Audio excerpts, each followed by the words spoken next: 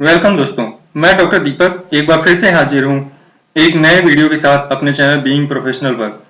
दोस्तों, dairy farming में अगर हम खर्चों की बात करें तो मैक्सिमम खर्चा फीडिंग पर होता है। ज्यादातर फार्मर्स को यही नहीं पता होता कि वह खुराक पर जो खर्च कर रहे हैं उसकी जरूरत है भी या नहीं। आज इस वीडियो में हम यही जानने की कोशिश करेंगे कि आपकी गाय के दूध को पैदा करने की सही कीमत है क्या, और कैसे आप अपने इस खर्चे को कम करके भी अपने फार्म की पैदावार बढ़ाकर ज्यादा प्रॉफिट ले सकते हैं। वीडियो शुरू करने से पहले दोस्तों, आपसे रिक्वेस्ट है कि आप इस चैनल को सब्सक्राइब करके बेल आइकन को प्रेस कर दीजिए ताकि आप तक हर जानकारी समय पर पहुंच सके। दोस्तों, हर एक फार्मर या एंटरप्रेन्योर यही सोचकर डेयरी फार्मिंग में आता है कि वह प्रॉफिट लेगा, बट सही मैनेजमेंट के अभाव में डेयरी फार्मिंग धीरे धीरे लॉस में जाने लगती है। धीरे धीरे पर केजी मिल्क प्रोडक्शन कॉस्ट बढ़ने लगती है, प्रोडक्शन डाउन होने लगती है, और उससे भी ज्यादा चिंता का विषय यह है कि सही दूध की सही वैल्यू ही नहीं मिलती।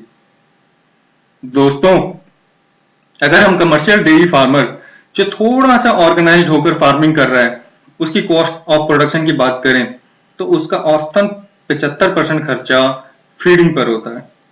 वहीं जब हम बैकयार्ड डेयरी फार्मर की बात करें जो कि 2-3 गायें पाल रहा है, उसका लगभग 90% खर्चा फीडिंग पर आता है।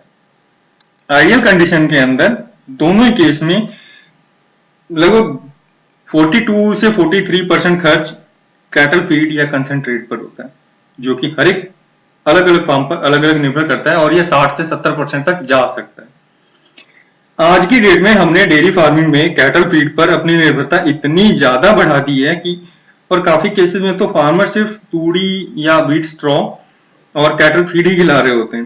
फीडिंग के बेसिक इंग्रेडिएंट्स ग्रीन फॉडर की बात करें तो 90% फार्मर के पास तो पूरे साल हरे चारे की व्यवस्था ही नहीं होती। आपको यह समझने की जरूरत है दोस्तों कि गाय को एक्चुअल में क्या जरूरत है और वह किससे और कितना मिलता है। अगर आप नियमित तौर पर अपने पास उपलब्ध फीडिंग इंग्रेडिएंट्स की केमिकल कंपोजिशन को चेक करवा रहे हैं तो आप काफी हद तक अपने फार्म पर यह सुनिश्चित कर पाएंगे कि आपकी गाय को उनकी जरूरत के हिसाब से ड्राई मैटर, एनर्जी, प्रोटीन मिल रहा है या नहीं। सबसे पहले अपने फार्म पर प्रोडक्शन और एज के हिसाब से ग्रुपिंग कीजिए, जो आपके फीड पर गैर जरूरी खर्चों को कंट्रोल करेगा। खर्चों में कटौती की जब भी बात करें, कुछ बेसिक बातों का जरूर ध्यान रखें। अगर आप इसे थंब रूल के तौर पर लें तो सबसे पहले कोई भी ऐसी कटौती ना करें जिससे मिल्क प्रोडक्शन कम हो या फार्म पर रिपीटर या हीट ना होने की कोई समस्या आए। किसी भी तरह की कटौती करने से पहले अपने वास्तविक खर्चों को नोट कर लें। खर्चे कम करने का बेस्ट तरीका है उसी खर्च में मिल्क प्रोडक्शन को बढ़ा देना। और सबसे इंपॉर्टेंट यह है कि फीडिंग पर खर्च कम करना है तो हाई क्वालिटी फॉडर या हरे चारे की व्यवस्था करनी होगी। दोस्तों, गाय का पेट हरे चारे को खाने के लिए ही बना है। यह बात आप जितनी जल्दी समझ जाएं उतनी जल्दी ही आप आधी प्रॉब्लम से छुटकारा पा लेंगे। हरे चारे का कोई दूसरा विकल्प नहीं है।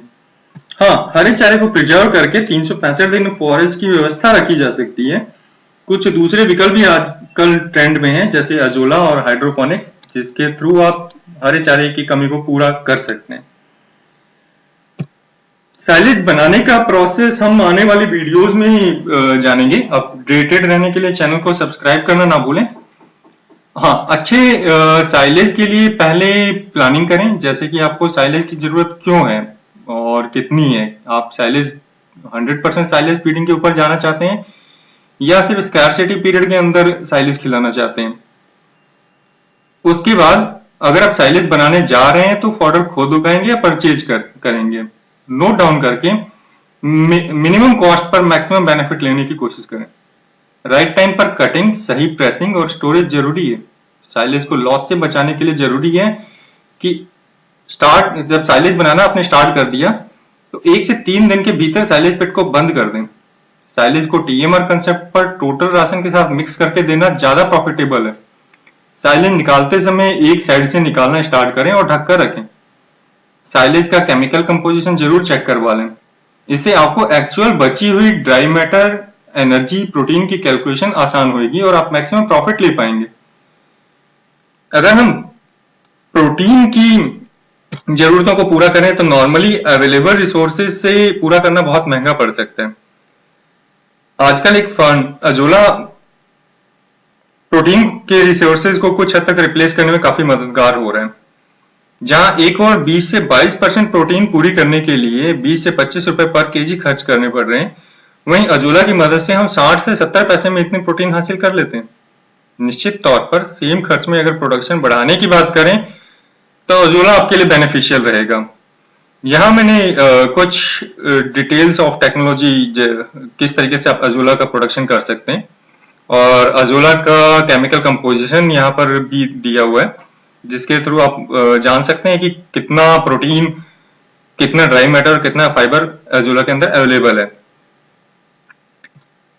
जिस तरीके से आजकल खेती लायक जमीनें कम होती जा रही हैं और पूरे साल हरा चारा उपलब्ध करा पाना एक चुनौती है, साथ ही जो लोग साइलेज नहीं बना सकते, आने वाले टाइम में हाइड्रोपोनिक्स ऐसे फार्मर्स के लिए एक वरदान साबित होने वाला है, जहां आप कम जगह में वर्टिकल फार्मिंग करके हरा चारा उगा सकते हैं और ज्यादा पोषक और एंजाइमेटिक एक्टिविटी वाला हरा चारा आप पशुओं को उपलब्ध करा सकते हैं। सही तरीके से अगर हाइड्रोपोनिक्स हरा चारा तैयार कर रहे हैं तो उतने ही खर्च में आपकी प्रोडक्टिविटी बढ़ जाएगी।